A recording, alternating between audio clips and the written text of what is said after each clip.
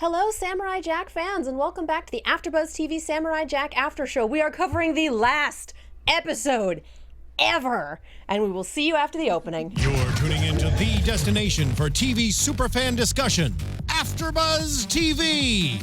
And now, let the buzz begin. Long ago in a distant land, intro. shape-shifting master of darkness, unleashed I think we are. unspeakable evil.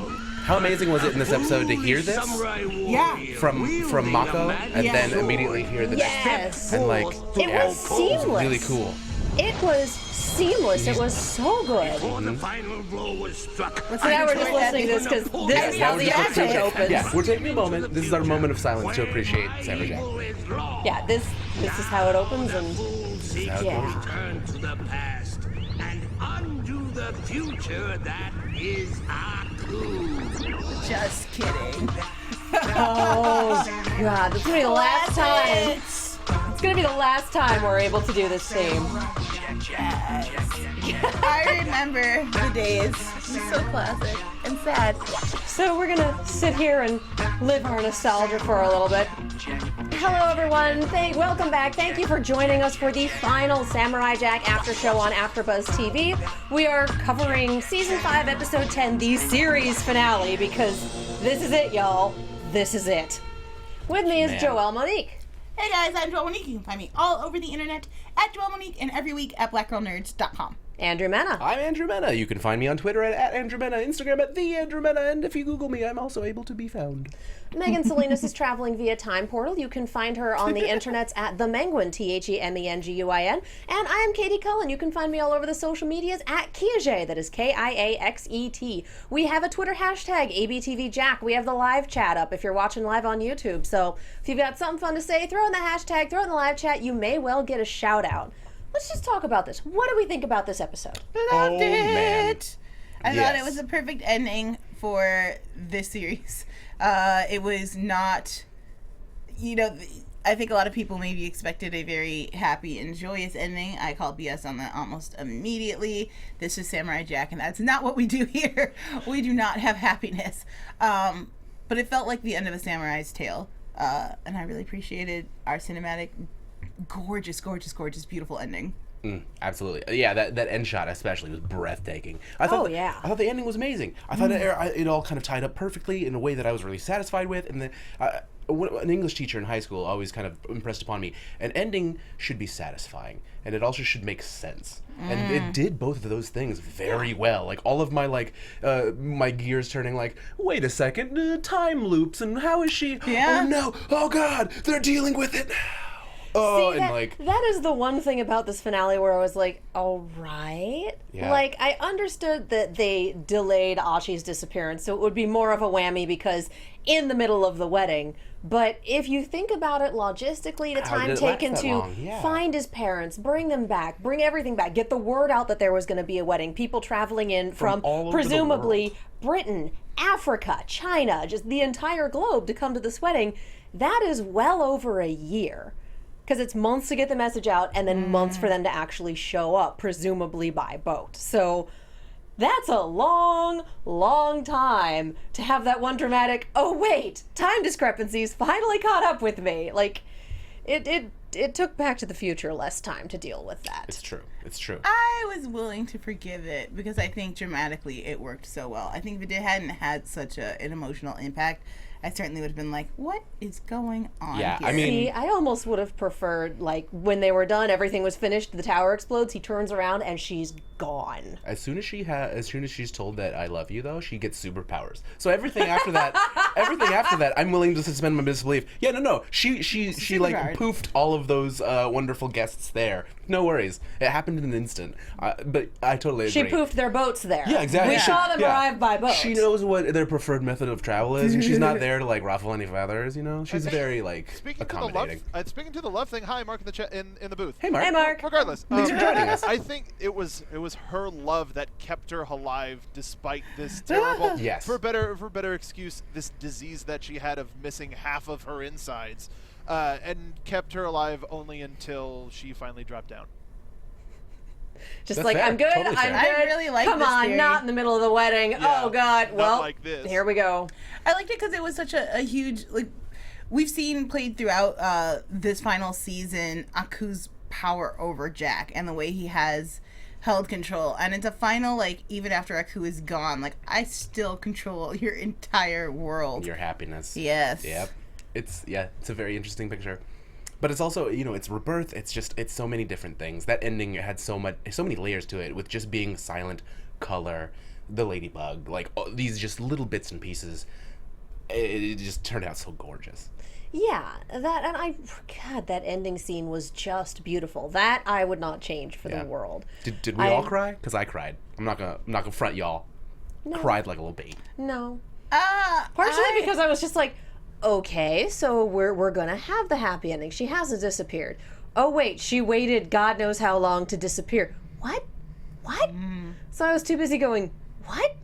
To really get the full emotional impact. If she had just been straight up gone, or if we'd had that moment of, I can't exist, he was my father, like, it's not gonna happen, and then disappearing, like, I get that, but the time delay for an arbitrary amount of time, and then doing it for maximum drama at the wedding, for me was a lot more. And he holds her, like, her gown that she falls out of, since she doesn't exist anymore. Yeah, for me that was a lot more confusing than it was, like, super dramatic emotional. And also, like, this is nerdy, but, like, if we're gonna do the, like... We're doing a Samurai Jack after show. What do you mean this is nerdy? Fair. But we're diving deep into, like, sci-fi, like, excuse me, but territory. And how I feel about it is, like, okay, great, you're right. Like, it's weird that they took that long to, like, for her not to exist, but she, like, faded out of existence. But, like, if she didn't exist, then, like, she couldn't help Jack. And she could, like, this world can't exist. So if you're gonna go that way, like... put Aku back. Like, tell us that this is a never-ending cycle. Like, I don't understand. Like, I love the ending. I just also, like, if we're gonna go there, like, well, then no, none of that works. Well, no, it just reset the future. So all the stuff that happens in the future is different, but that doesn't mean that Jack didn't experience it. So that doesn't mean that it didn't play out. It's like a Harry Potter Azkaban sort of situation. A little bit. Okay. All right. So Hero 75 says, personally, I think it would have been better if Jack would have had to choose to go back in time and lose Ashi, or stay in the future with Ashi, but have all the damage done in the past remain. And I think that's kind of what we're getting at here, in that, like, it's a little bit frustrating that we have all this time and, like, build up with Ashi, and what's very obvious to, I think, sci-fi nerds is like, but if you kill the source, everything from the source also dies. Vampire logic, y'all. Yep. Yes, true. So what are we doing here? But I also feel like,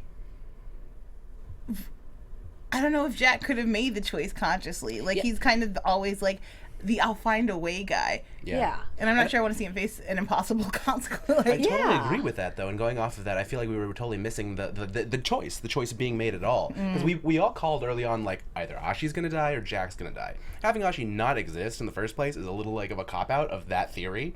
I disagree. You think so? This was as close as we got to an on-screen character death. I guess so. She ceased to exist. She is an ex-Ashi. She has shuffled off this mortal. Well, I will say, though, you get where I'm going. I was a little more emotional about Jack's or the Aku smashing the God, yes. and then turning them into Akus. That was way more terrifying and, like, emotionally That was messed up. jarring to me than Ashi's eventual, like, fading. I agree wholeheartedly. Yeah. Well, it's watching all of these characters die and being like, okay, we don't see them horrifyingly dead on screen, but once the bird goes down, the person riding it is not going to fare much better. Oh my and gosh. it's just like, good God, I think the only faction that didn't lose anyone on screen this time around was the Scotsman and his daughters.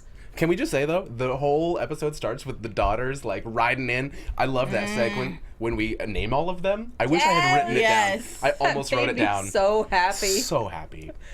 Fan of all of them. They were pulling, the names were all pulled from a lot of different Celtic and Nordic traditions. Love it. Nice.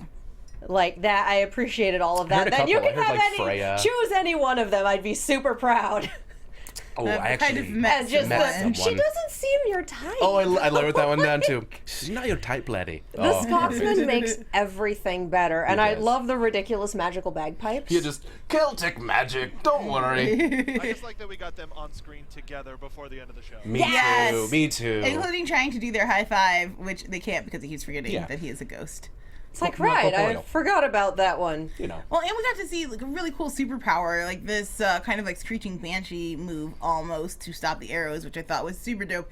Because I enjoyed the magical bagpipes. Yeah. No, when those start falling, we see individual characters popping and exploding from the spikes in the sky. I was like, this is very violent. It was and I was so like, upsetting.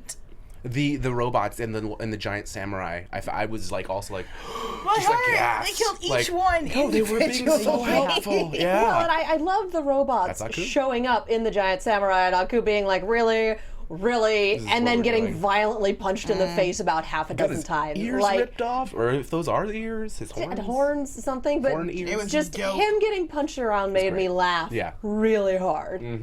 Because it was beautiful comedic timing and just great animation. Yeah. Totally agree. So yeah, I appreciated the fight scene. That I like. Again, my slight discontent with this episode was she's here for God knows how long, and then.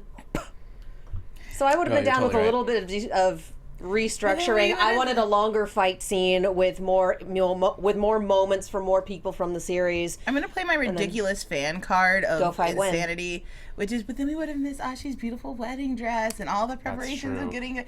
Like the romantic in me was just like, oh, and the preparation and watching Jack and the whole family.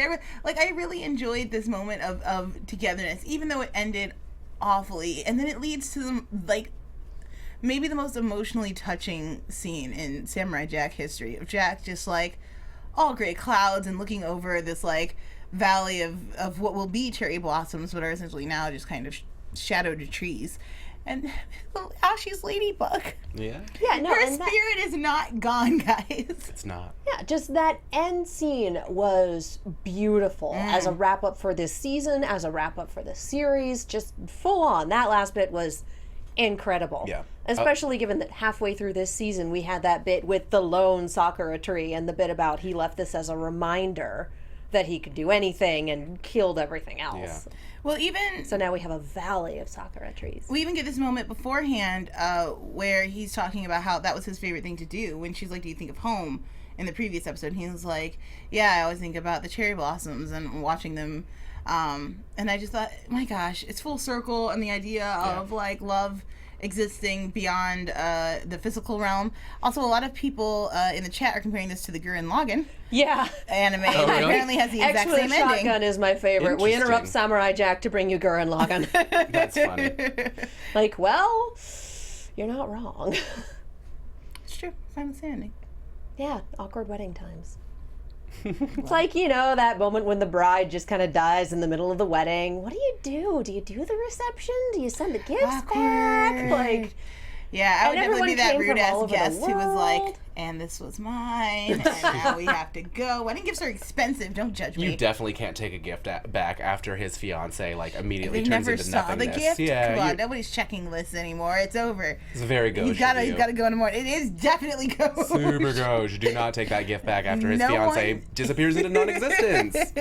Well, and this is not like cool. The wedding of the emperor's son. Yeah. You also, don't be gauche at the wedding of the emperor's son, especially since he's the guy who saved the entire world and he's kind of all of reality. The savior of humanity. Yeah.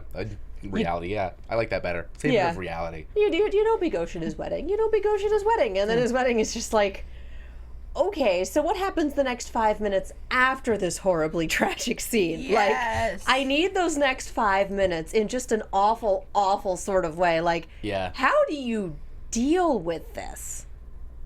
You don't. Aside from letting your hair down and riding a horse into the valley of the cherry blossoms. Yeah, that's all you can do. And how I just, I feel like Jack just walks off in a very lone, slow kind of way, just clutching her dress. It's like a very knowing, like, man, like, destiny is always got it out for me, man, like, kind of situation. Definitely. Oh, man. I think we're all just sitting here just basking in Jack. overwrought. Oh, yeah. It's kind of hard to... I never pictured an end to Samurai Jack, if that makes sense. Like, in watching the original series, even to now. And when I did picture an end, it was always much more about the fight between Jack and Aku. And what I liked about this season is that it pivoted to being specifically about Jack kind of overcoming his oppressor.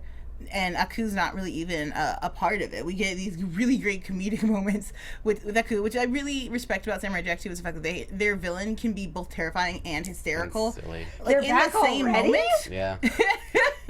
That was lovely. And so I think it kind of works out in the end, but it's also kind of hard to comprehend. I didn't see Jack in love. I didn't see me really connecting with Ashi all of that much from the start of the season till now. And it's kind of like, Genndy, what are you doing to my soul? Like, it's just so emotional, but it's really well played. It was a very unexpected journey, but I think we all just appreciated the hell out of it. Absolutely. Oh, heck yes. Some episodes were better than others. Some things were explained well. Some things were just like, all right. And but for the most part, it was pretty good.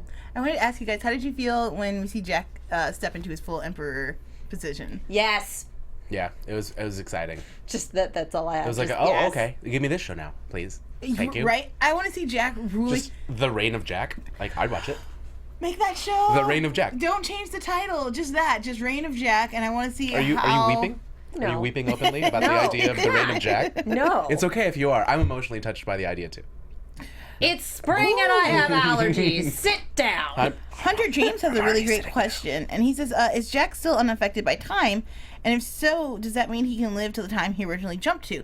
Now, with Aku dead and kind of seemingly having wiped all of that away, my guess would be no, but how dope would it be if we get like the 1,000-year reign of Jack? Yeah. I think that him being displaced from his own time is what kept him from aging, because time was like, I don't understand this guy. We're just gonna let him do the thing. He's not mine. Yeah. So I think now that he's back in his own time, He can it will resume be. his.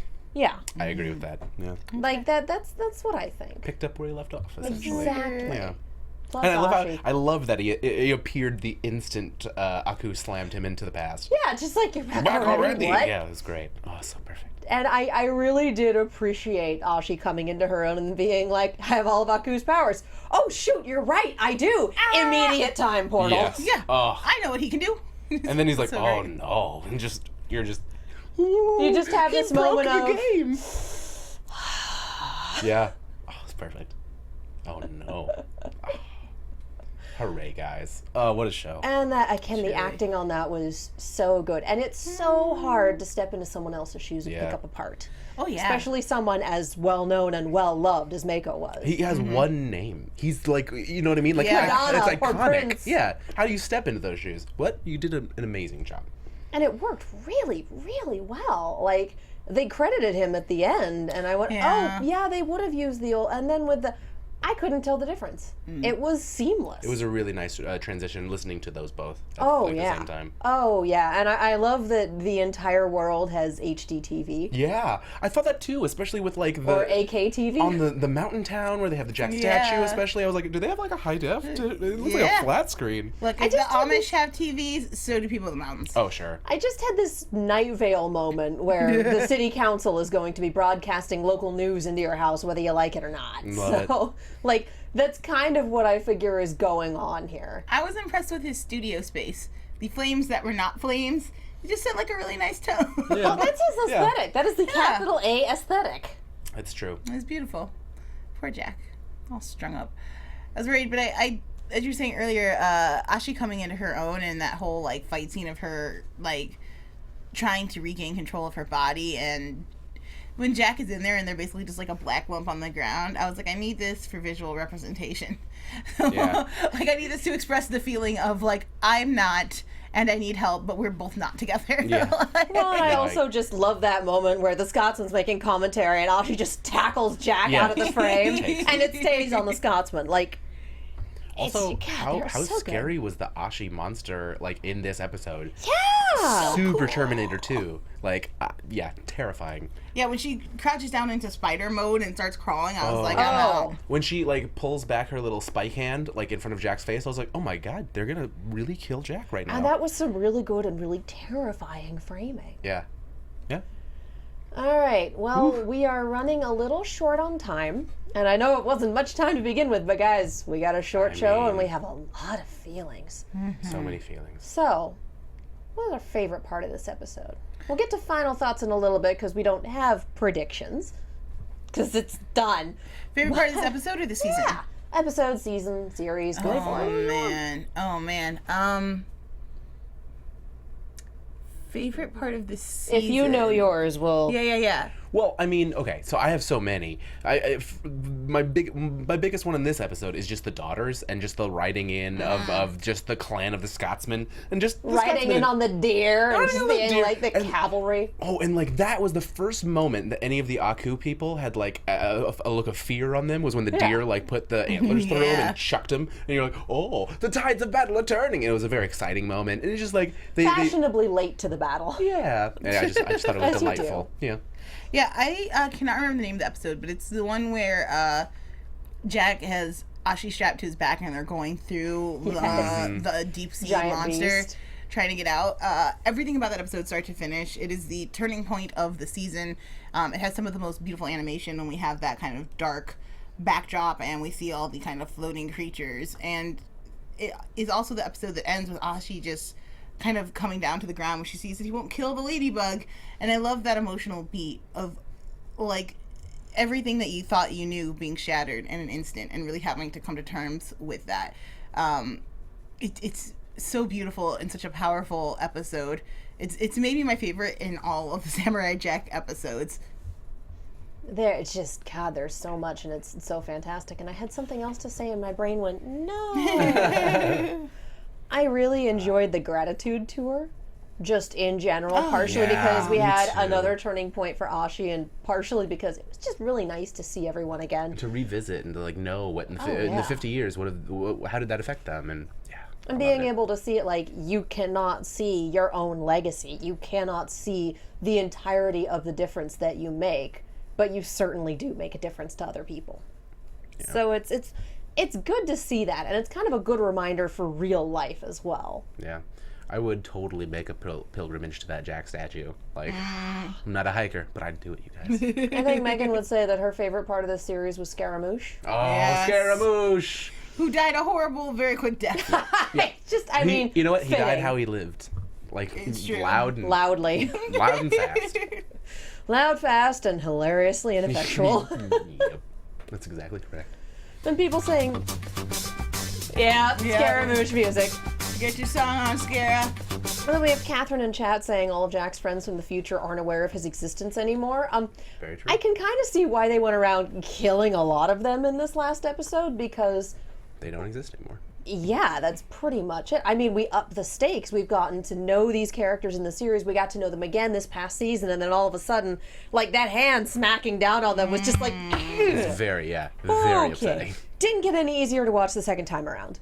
But then you go back, you rewind time, and you realize that they're either not going to exist in the same capacity, or they're going to exist in a world without Aku. And either way, things are better. Mm-hmm.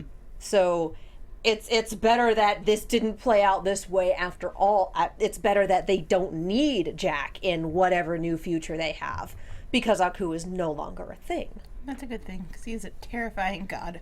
Yep. Yeah. Yep, he's a pretty OP boss monster.